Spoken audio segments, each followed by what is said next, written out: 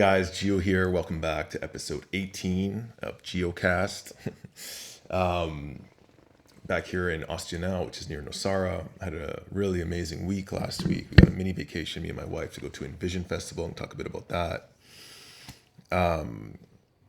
Gratitude, a bit about like scaling and growth in the business world.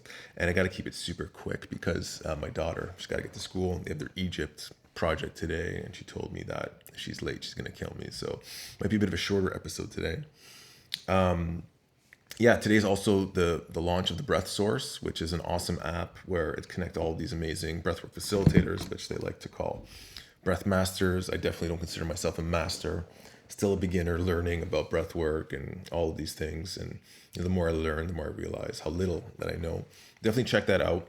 The Breath Source. I'll leave a link to it in the bio description.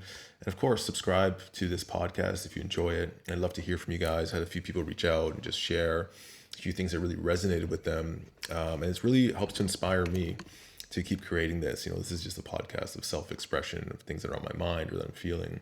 But I love when something resonates and people reach out to me. So you can connect with me on Instagram at Elemental Geo, on Facebook, YouTube, wherever you feel you want to connect.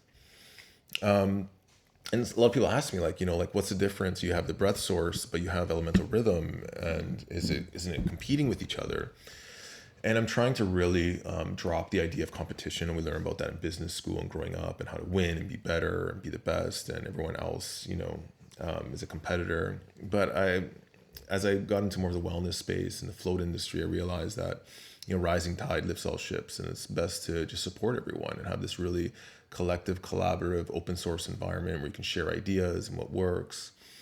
And when you have that kind of mindset, this oneness mindset, you attract all this abundance and connection and community versus, wanting to own the world and be alone on your island with your yacht.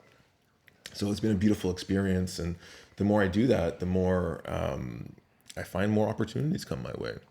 And so you can check that out as we all give our own amazing different pieces of content. And of course, Elemental Rhythm, we just relaunched. The website's faster for those who have been having some issues. It should be fully resolved within the next week or so. And if you've had some issues, reach out to me and I'll have a gift for you. And especially for those who've been giving us feedback, we really, really appreciate it. And of course, our facilitator training. If you're interested in that, definitely it's been amazing. We're going through our level 2 training now where we really bring the coach through the process. And as you're doing any self-development work, it gets hard. There's moments where you want to quit, where you want to give up, where you feel like you're going backwards.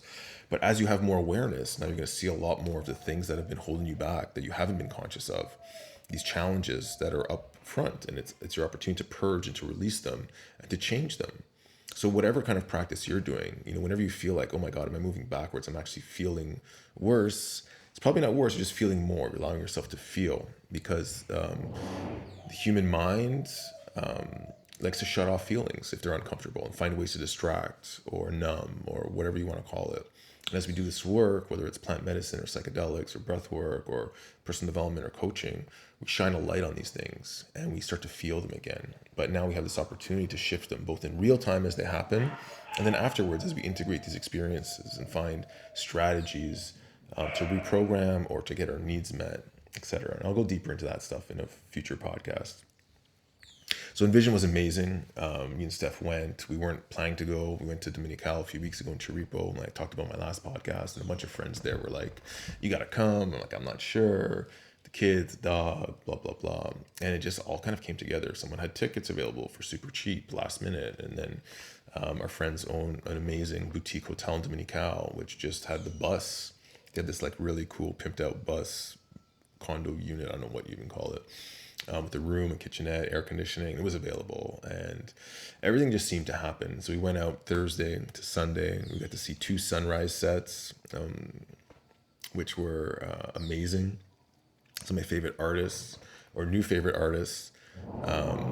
Sabo did amazing morning set, and we saw Jay Patterson. We saw some other DJs, Rodrigo Gallardo. One of the sets that stood out the most was Alex Serra. I didn't even really know who he was, and I heard some of his music before because some of it sound familiar, but a really intimate set where he just shared a lot of his story. And that storytelling was so important because it made me really connect with his music. as he was telling his story of pain and struggle, which pushed him to write music, pushed him to leave the States and travel and go into the unknown, allowed him to evolve. And that's exactly what I was talking about earlier, is where, we get these opportunities through our challenges to evolve.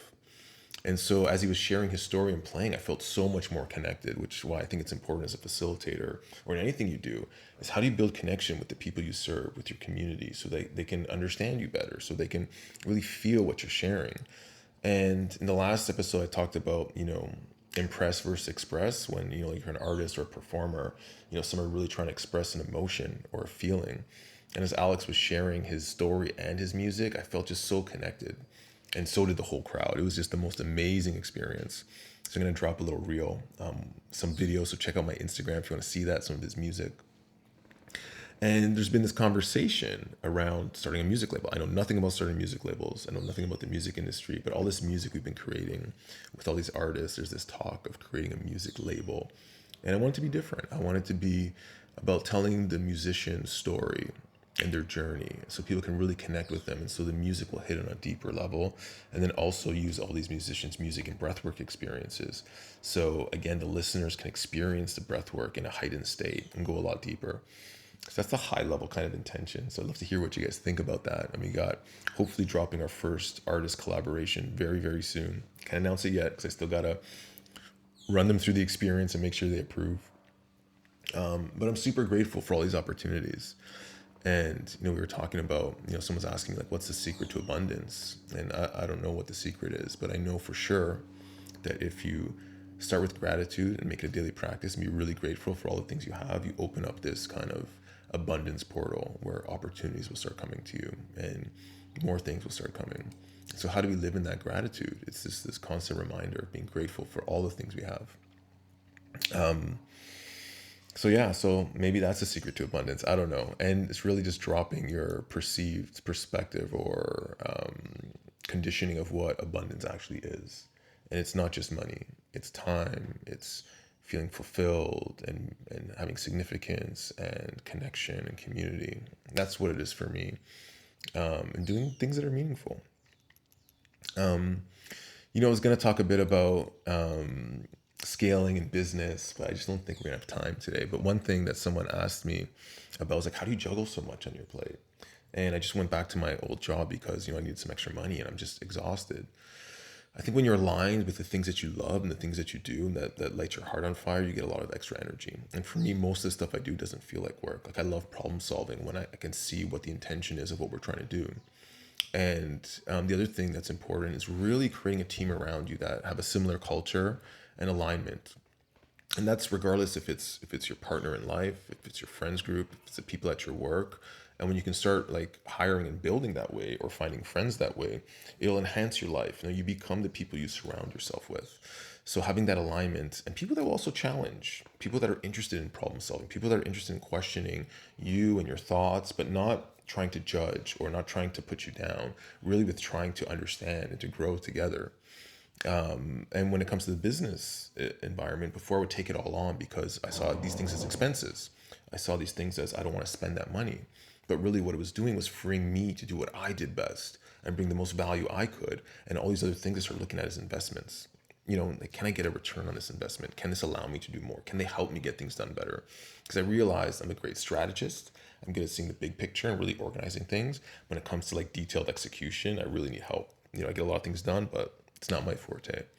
So start to look at that. Like, how do you invest in yourself to free up time for the things that you either love to do or that you bring a lot of value into this world with, rather than looking at it as an expense? Because if you can create an investment and look at it like that, then it'll change that whole perspective.